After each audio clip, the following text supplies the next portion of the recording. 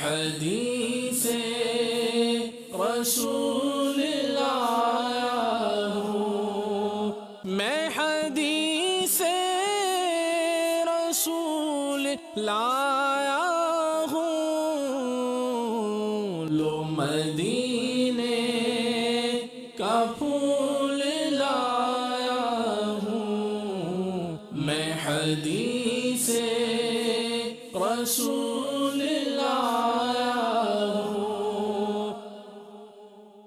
الحمدللہ رب العالمین، والصلاة والسلام علی سید المرسلین، اما بعد فاعوذ باللہ من الشیطان الرجیم، بسم اللہ الرحمن الرحیم، الصلاة والسلام علیک یا رسول اللہ وعلی آلک واصحابک یا حبیب اللہ، الصلاة والسلام علیک یا نبی اللہ وعلی آلک واصحابک یا نور اللہ۔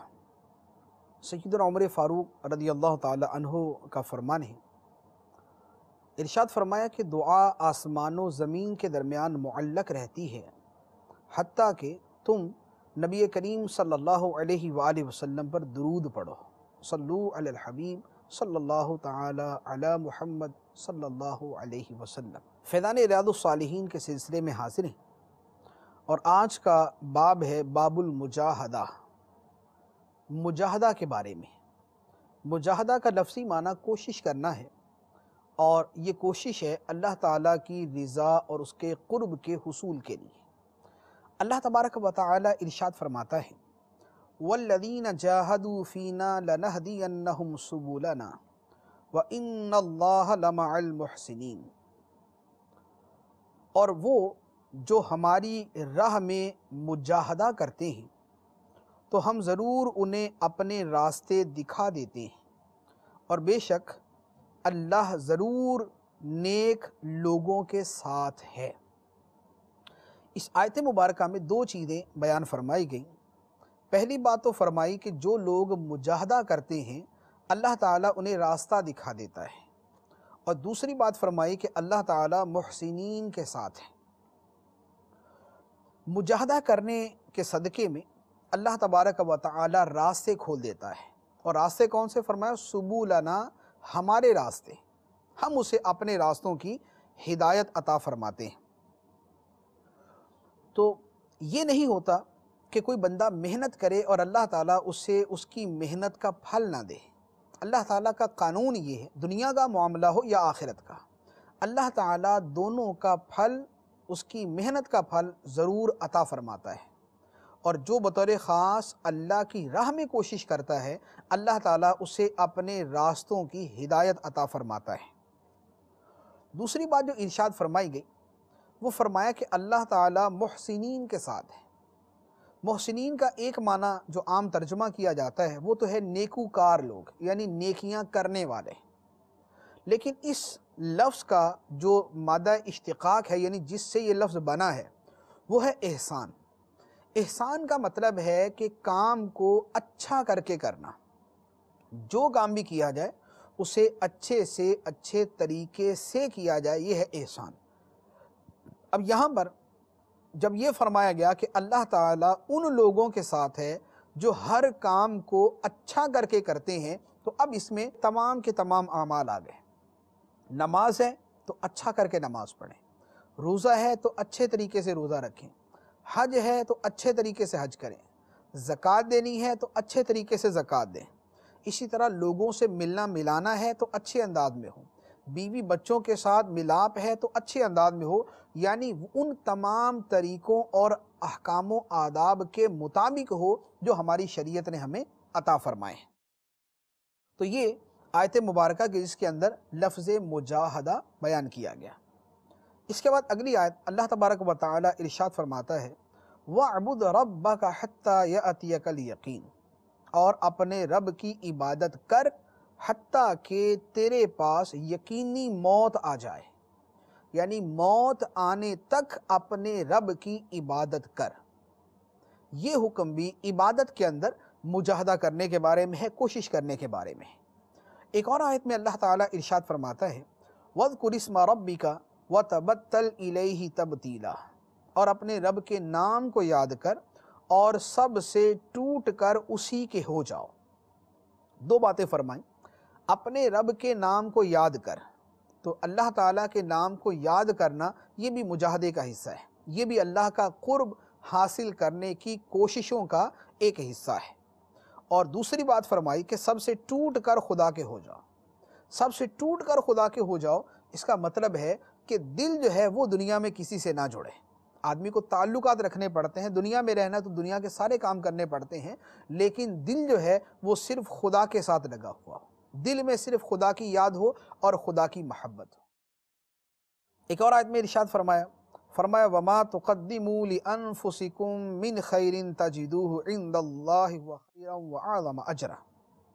فرمایا کہ جو تم اپنی جانوں کے لیے بھلائی آگے بھیجتے ہو، اللہ کے ہاں تم اس سے بہت بہتر اور بہت بڑا اجر پاؤ گے۔ جو نیکی، جو بھلائی بندہ کرتا ہے اپنی ذات کے لیے، وہ اسے اللہ کی بارگاہ میں پائے گا۔ نماز پڑھی، روزہ رکھا، حج کیا، زکوٰۃ دی، ملنساری، خوش اخلاقی، جتنے بھی نیک کام ہیں، جو بھی کرے گا اسے اللہ کے پاس پائے گا۔ کس صورت میں پائے گا؟ خیرن، بھلائی کی صورت میں، خیر کی صورت میں، وَأَعْظَمَ أَجْرًا، اور عظیم اجر و ثواب کی صورت میں پائے گا۔ جو نیکی کی جاتی ہے اللہ کی بارگاہ میں، خیر اور اجر عظیم کی صورت میں بندے کو واپس کی جائے گی۔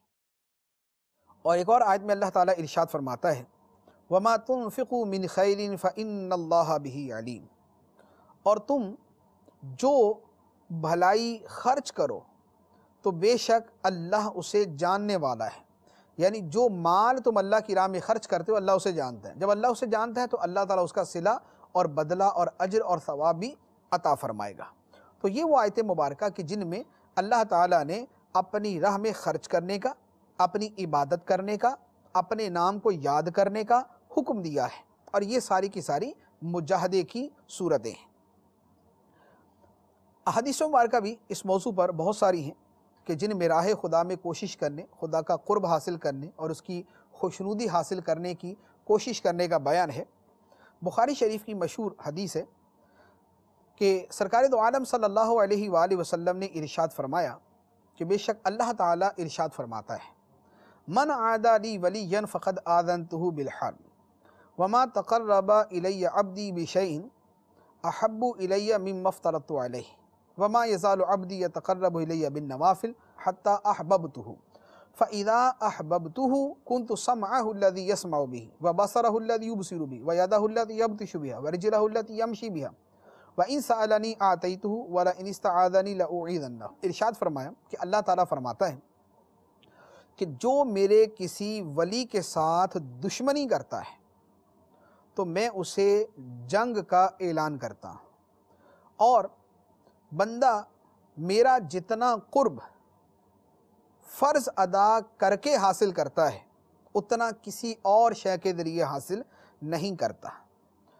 اور نوافل کے ذریعے بندہ میرا قرب حاصل کرتا رہتا ہے حتیٰ کہ میں اس بندے کو اپنا محبوب بنا لیتا ہوں، اور جب میں بندے کو اپنا محبوب بنا لیتا ہوں تو اس کے کان بن جاتا ہوں جن سے سنتا ہے، آنکھ بن جاتا ہوں جس سے دیکھتا ہے، ہاتھ بن جاتا ہوں جس سے پکڑتا ہے، پاؤں بن جاتا ہوں جس سے وہ چلتا ہے، اور اگر وہ مجھ سے سوال کرے تو میں اسے عطا کرتا ہوں، اور اگر وہ مجھ سے پناہ مانگے تو میں اسے پناہ دے دیتا ہوں۔ اس حدیث مبارک میں بہت ساری چیزیں بیان فرمائی گئی ہیں۔ بنیادی طور پر تو اولیاء کرام کی عظمت و شان کا بیان ہے کہ جو اللہ کے ولی کا دشمن ہے وہ خدا کا دشمن ہے، اللہ تعالیٰ اسے اعلان جنگ کرتا ہے۔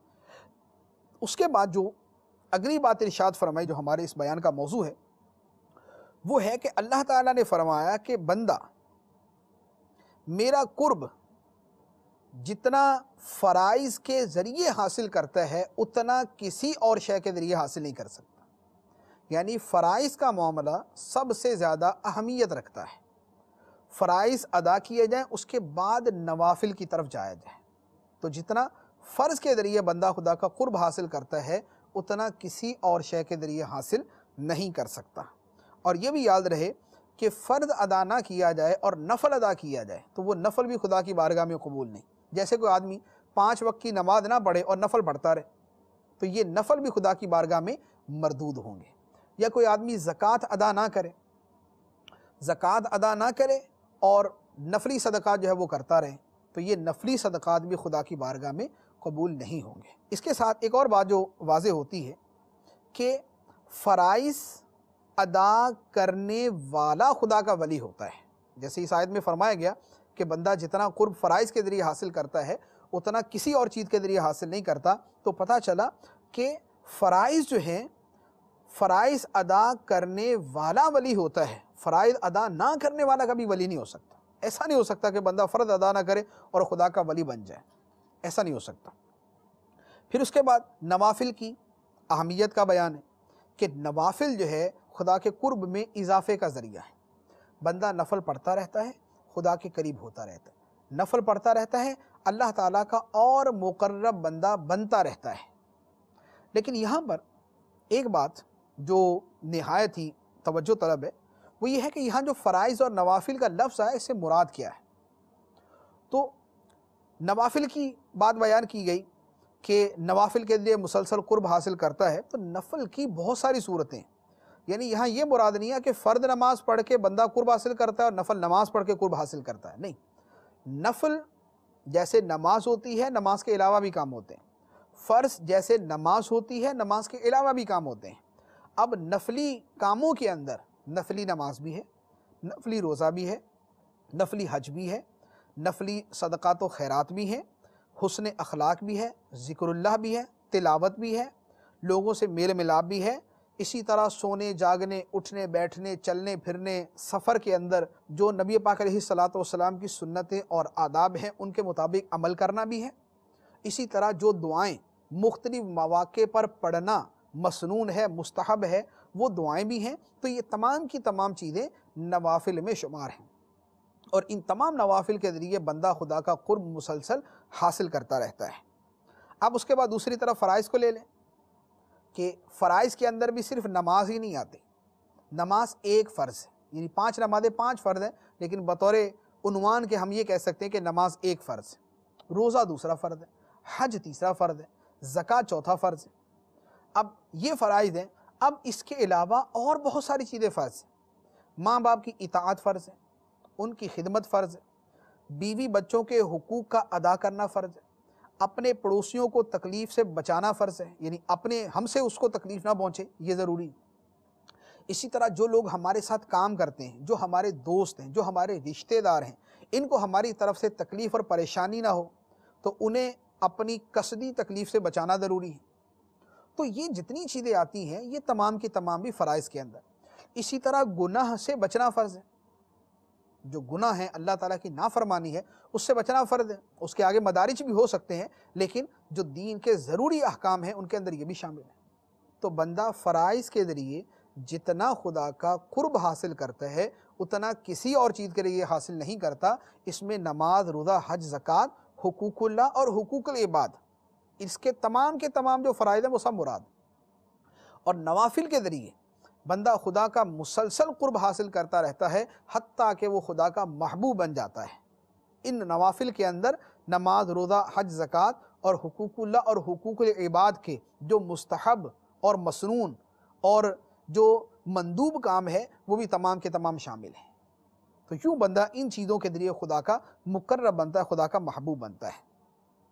اس کے بعد اگلی حدیث مبارک نبی کریم صلی اللہ تعالیٰ علیہ وآلہ وسلم نے ارشاد فرمایا کہ اللہ تعالیٰ فرماتا ہے اذا تقرب العبد الی شبرا تقربت الیہ ذراعا واذا تقرب الی ذراعا تقربت منہ باعا واذا اتانی یمشی اتیتہ ہرولا۔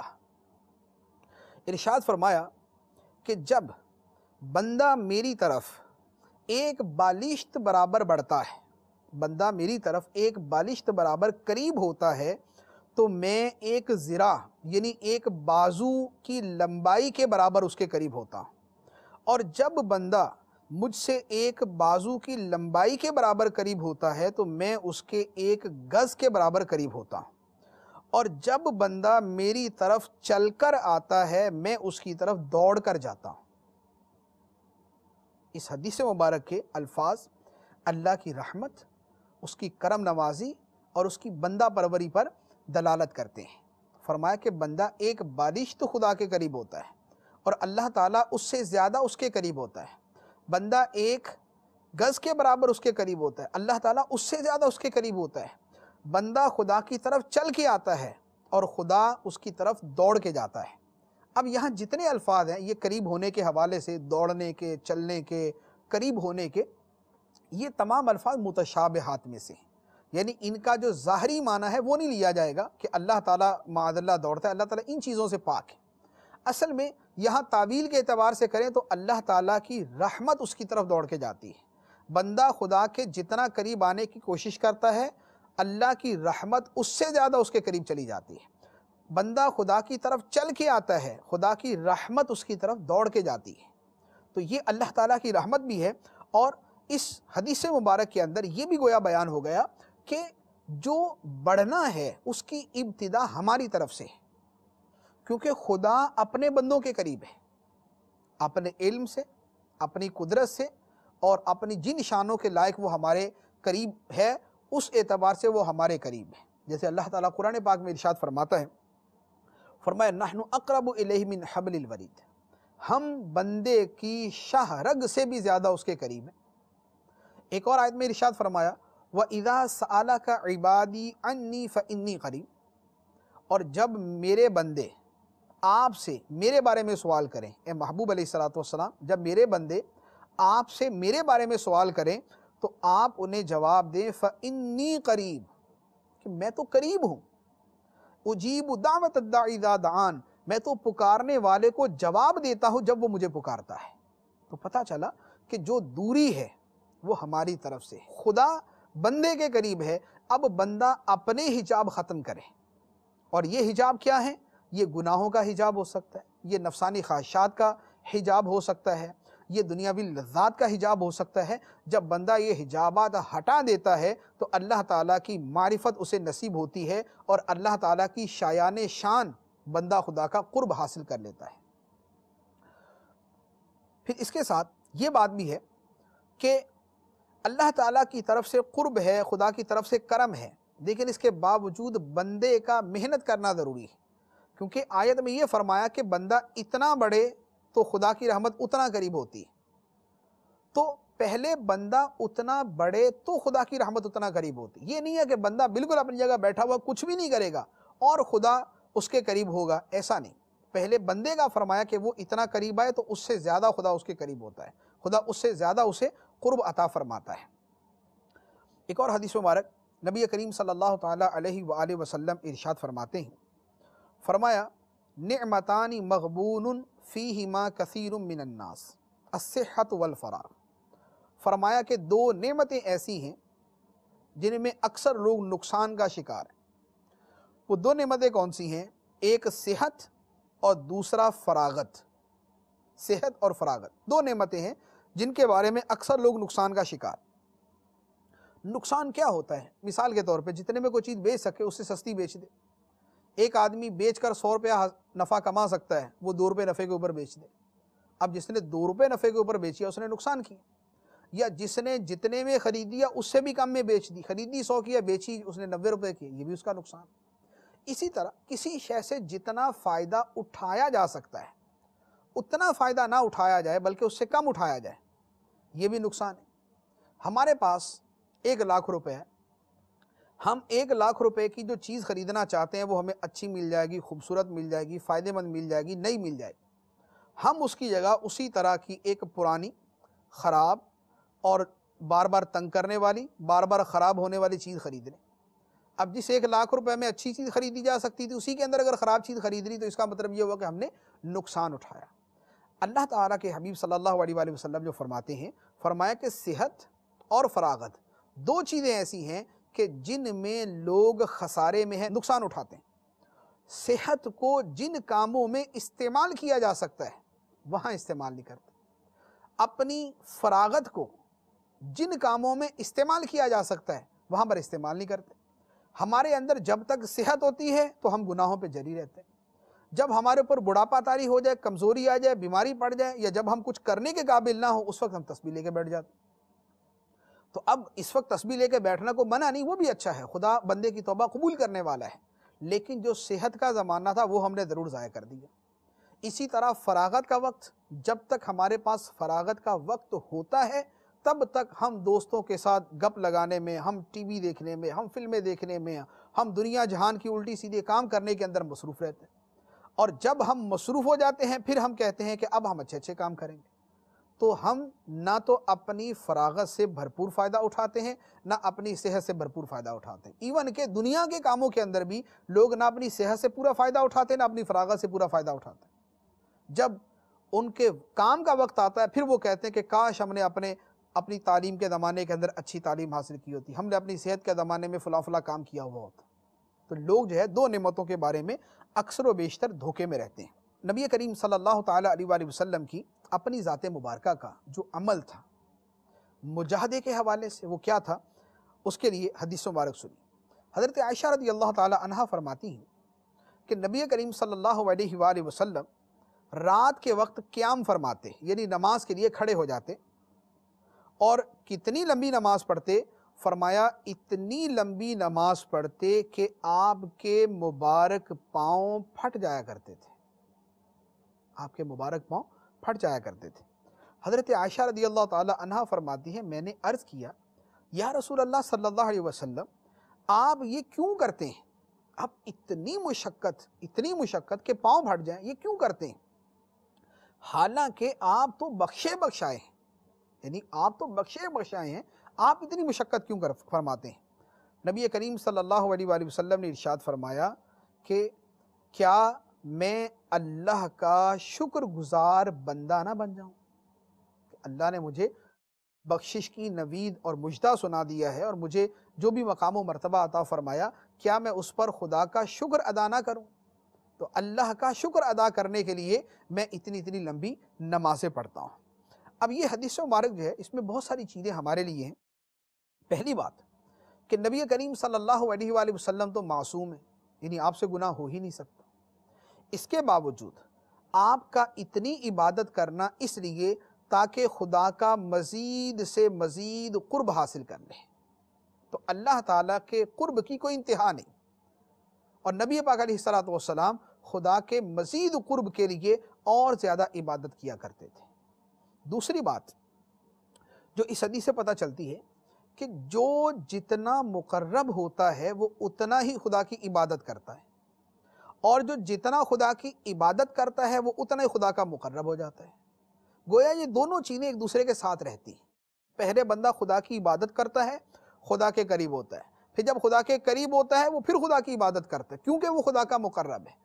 تو گویا اللہ کا قرب اور اللہ کی بندگی یہ دونوں ایک ساتھ ہوتے ہیں۔ ایسا نہیں ہو سکتا کہ ایک بندہ عبادت کو کبھی ہاتھ نہ لگائے اور خدا کا قریب ہو جائے، خدا کا مقرب بن جائے، اور ایسا نہیں ہو سکتا کہ کوئی بندہ خدا کا مقرب ہو اور وہ عبادت نہ کرتا ہو۔ عبادت کرے گا خدا کا مقرب بنے گا، اور خدا کا مقرب ہوگا تو اور عبادت کرے گا۔ یہ ہے نبی پاک صلی اللہ تعالیٰ علیہ وآلہ وسلم کی سنت مبارکہ۔ پھر اس کے بعد ایک اور بات جو اس سے پتہ چلتی ہے کہ نبی پاک علیہ الصلوۃ والسلام جو رات کے وقت یہ نماز پڑھ رہے تھے، یہ کوئی فرض نماز تو نہیں تھی، کیونکہ فرض نماز تو سرکار علیہ السلام ہمیشہ مسجد میں پڑھتے تھے۔ جماعت کی امامت سرکار دو عالم صلی اللہ علیہ وآلہ وسلم خود فرمایا کرتے تھے، اور یہ رات کے وقت کی عبادت ہے، اور پھر اتنی لمبی عبادت، تو یہ کیا ہے؟ یہ نفلی نماز ہے۔ یہ رات کو جاگ کر اللہ کی بارگاہ میں کھڑا ہونا اور عبادت کرنا ہے۔ تو پتہ چلا کہ صرف فرض نہیں ادا کرنے ہوتے ہیں، یعنی فرض تو لازمی طور پہ ادا کرنے ہوتے ہیں، لیکن صرف فرض نہیں ادا کرنے ہوتے، فرض کے ساتھ نفل نماز بھی ادا کرنا ہوتی، اور یہ نوافل پڑھنا، یہ راتوں کو جاگنا اور راتیں جاگ کر اللہ کی عبادت میں صرف کر دینا، یہ سرکار دو عالم صلی اللہ تعالیٰ علیہ وآلہ وسلم کی سنت مبارکہ ہے، اور یہ ہے مجاہدہ، یہ ہے راہ خدا میں کوشش کرنا، یہ ہے اللہ کا مزید قرب حاصل کرنے کے لیے اور اس کی مزید رضا حاصل کرنے کے لیے مشقت اٹھانا، جو نبی پاک علیہ الصلوۃ والسلام کے اس عمل مبارک سے ثابت ہے۔ ایک اور حدیث مبارک حضرت عائشہ رضی اللہ تعالی عنہا ہی سے مروی ہے، فرماتی ہیں کہ رسول اللہ صلی اللہ علیہ وآلہ وسلم جب رمضان المبارک کے آخری 10 دن آتے تو آپ راتوں کو جاگا کرتے تھے اور اپنے گھر والوں کو جگایا کرتے تھے، اور بہت زیادہ مشقت کرتے اور اپنے ازار کو یعنی تہبند کو مضبوطی سے باندھ لیا کرتے تھے۔ چند چیزیں بیان فرمائیں۔ پہلا تو فرمایا کہ جب آخری عشرہ آئے، رمضان المبارک کا آخری عشرہ آئے، تو نبی پاک علیہ السلام راتوں کو جا کر تلاوت اور نوافل۔ دوسری بات فرمائی کہ اپنے گھر والوں کو بھی جگایا کرتے تھے۔ اور تیسری بات فرمائی وجدہ، اور بہت زیادہ مشقت کیا کرتے تھے، محنت کیا کرتے تھے عبادت الہی میں۔ وشد المئزرہ، اس کا ایک مطلب تو علماء نے یہ بیان کیا ہے کہ آپ اپنی ازواج کے قریب تشریف نہ لے جاتے بلکہ عبادت میں ہی سارا وقت گزارتے، اور ایک مطلب یہ بیان کیا کہ عبادت کرنے کے لیے کمر کس لیتے تھے، جو ایک محاورے کے اعتبار سے جملہ بولا جاتا ہے۔ اب اس حدیث مبارک کو دیکھیں، جو اس میں ہمارے لیے درس ہے وہ کیا ہے؟ وہ ہے وقت کا بہتر سے بہترین استعمال کرنا۔ جس وقت میں ثواب زیادہ ہے اس وقت کو اللہ کی عبادت میں گزارنا، وہ وقت اللہ کو راضی کرنے میں گزارنا، یہ زیادہ اہم ہے۔ عام دنوں کے اندر آدمی اپنے دنیا کے سارے معاملات کرتا ہے، لیکن جب پتہ ہے کہ رمضان کا مہینہ بطور خاص اللہ کی عبادت کا اور خدا کو راضی کرنے کا ہے، اور اس میں جو آخری عشرہ آخری 10 دن ہیں وہ خدا کو اور زیادہ راضی کرنے کے اور زیادہ ثواب حاصل کرنے کے ہیں، تو ان کے اندر اور زیادہ عبادت کی جائے۔ یہ ہے نبی پاک علیہ السلام کا مبارک طریقہ۔ لیکن مسلمانوں کی حالت یہ ہے کہ رمضان المبارک میں اگر عام دنوں کے اندر اشیاء سستی ملتی ہیں تو رمضان کے اندر مہنگی ملنا شروع ہو جاتی ہیں۔ اگر عام دنوں کے اندر چور بازاری جو ہے وہ کم ہوتی ہے تو رمضان کے اندر لوٹنا زیادہ شروع ہو جاتا ہے۔ اگر عام دنوں کے اندر لوگوں سے، ٹریفک والوں سے، گاڑیاں چلانے والوں سے رشوت لینے کا سلسلہ کم ہوتا ہے تو رمضان اور عید کے قریب آنے پر عیدی کے نام پر جو رشوت ستانی لینے کا سلسلہ شروع ہو جاتا ہے وہ سب کے سامنے ہے۔ تو نبی پاک علیہ السلام کا جو مبارک طریقہ ہے وہ تو یہ ہے کہ رمضان کا مہینہ آئے، اس میں بطور خاص آخری عشرہ آئے تو عبادت کے اندر آدمی زیادہ مشغول ہو جائے، نہ کہ معاذ اللہ جو ہمارے معاشرے کے اندر کیا جاتا ہے۔ اس کے بعد ایک اور حدیث مبارک حضرت حذیفہ بن یمان رضی اللہ تعالی عنہ روایت کرتے ہیں، فرماتے ہیں کہ میں نے نبی کریم صلی اللہ تعالی علیہ وآلہ وسلم کے ساتھ ایک رات نماز پڑھی اور آپ نے سورہ بقرہ کی تلاوت شروع کی، نماز کے اندر سورہ بقرہ کی تلاوت۔ تو میں نے اپنے دل میں کہا کہ 100 آیتیں پڑھ کر نبی پاک علیہ السلام رکوع کر لیں گے، یعنی سورہ بقرہ کی 100 آیتیں پڑھ کے سرکار علیہ السلام رکوع کر لیں گے۔ لیکن سرکار علیہ السلام پڑھتے رہے، جب 100 آیتوں سے آگے گزر گئے تو میں نے کہا پھر ایک رکعت میں پوری سورہ بقرہ پڑھیں گے، لیکن سرکار علیہ السلام پھر آگے پڑھتے، تو اب آگے پڑھتے رہے اور میں یہی سمجھتا رہا کہ اب ختم کریں گے، لیکن سرکار علیہ السلام نے سورہ نساء کی تلاوت شروع کر دی۔ پھر اس کے بعد آپ نے سورہ آل عمران کی تلاوت شروع کر دی۔ ایک ہی نماز کے اندر سورہ بقرہ، سورہ آل عمران اور سورہ نساء، یعنی کم و بیش قرآن پاک کے 6 پاروں کی تلاوت نبی پاک علیہ السلام نے فرمائی، اور یہ سرکار علیہ السلام کی ایک رات کا معمول بیان کیا۔ اور یہ جو اتنا لمبا، جو اتنی قرآن پاک کی تلاوت ہے وہ کیسے تھی؟ وہ یوں تھی کہ فرماتے ہیں کہ جب نبی پاک علیہ السلام ایسی آیت پڑھتے جس میں اللہ کی تسبیح کا ذکر ہوتا تو سرکار علیہ السلام اللہ کی تسبیح شروع کر دیتے، اور جہاں پر کسی سوال کا تذکرہ ہوتا تو اللہ تعالیٰ سے سوال کرنا شروع کر دیتے، اور جب کہیں پر اللہ کی پناہ مانگنے کا تذکرہ آتا تو سرکار علیہ السلام اللہ تعالیٰ کی پناہ مانگنا شروع کر دیتے۔ گویا تلاوت بھی جاری، اور تلاوت کے دوران اللہ تعالیٰ کی تسبیح، اللہ تعالیٰ سے دعا اور اللہ تعالیٰ کی پناہ مانگنا یہ بھی جاری۔ پھر صحابی فرماتے ہیں اس کے بعد نبی پاک علیہ السلام نے رکوع فرمایا، اور رکوع کتنا بڑا؟ اتنا لمبا رکوع جتنا لمبا قیام تھا، اتنا لمبا رکوع جتنا لمبا قیام تھا۔ پھر سرکار علیہ السلام قیام سے کھڑے ہوئے، اور جو قیام کے بعد کھڑا ہونا ہے اس میں اتنا لمبا قیام کیا کہ جتنا رکوع، پھر رکوع کے بعد سرکار علیہ السلام نے سجدہ کیا، اور اتنا لمبا سجدہ کیا جتنا آپ نے قیام فرمایا۔ یہ سرکار علیہ السلام کی ایک رات کی نماز کا بیان ہے۔ کہ آپ نے قیام، رکوع، رکوع کے بعد قومہ، قومے کے بعد سجدہ، یہ تمام چیزیں اتنی لمبی ادا کی۔ اب یہ اتنی لمبی نماز کیسے ادا ہوتی؟ ہم کوشش کریں تو ہم زیادہ سے زیادہ آدھے گھنٹے کی نماز پڑھ سکتے، صلاۃ التسبیح پڑھتے، لیکن اتنی لمبی نماز کیسے؟ یہ تب ہوتی ہے جب نماز آنکھوں کی ٹھنڈک بن جائے، جب نماز آنکھوں کا سکون بن جائے، جب نماز اللہ تعالیٰ سے مناجات کا ذریعہ بن جائے، جب نماز پڑھنے میں یہ ہو کہ خدا کی بارگاہ میں کھڑے ہیں اور خدا سے باتیں کر رہے ہیں، جب نماز پڑھنے سے دل میں راحت پیدا ہوتی ہو، جب نماز پڑھنے سے آنکھیں ٹھنڈی ہوتی ہوں، جب نماز پڑھنے سے خدا کے قرب میں مسلسل اضافہ ہوتا ہو، اس وقت آدمی اتنی لمبی نماز پڑھتا ہے۔ جیسے کہ سرکار دو عالم صلی اللہ تعالیٰ علیہ وسلم کا عمل مبارک اور بہت سے اولیاء کرام کا عمل کے ساری رات جو ہے وہ نماز کے اندر گزار دیتے تھے۔ اب ہماری حالت کیا ہے؟